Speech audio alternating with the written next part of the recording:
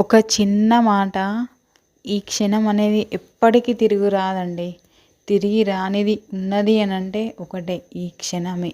ఈ క్షణం తప్ప ఇంక ఏది లేదండి. ఏదైనా మళ్ళొకసారి ఎప్పుడో ఒకసారి వస్తుంది తప్ప ఈ క్షణం అనేది రాదు. అందుకే ఈ క్షణాన్ని ప్రతి ఒక్కరూ తనకు కావాల్సిన గమ్యం వైపు కావచ్చు, తనకు ఏదైతే కావాలి అనుకుంటారో దాని వైపే ఈ క్షణాన్ని ఆలోచించి ముందటికెళ్తే చాలా బాగుంటుంది.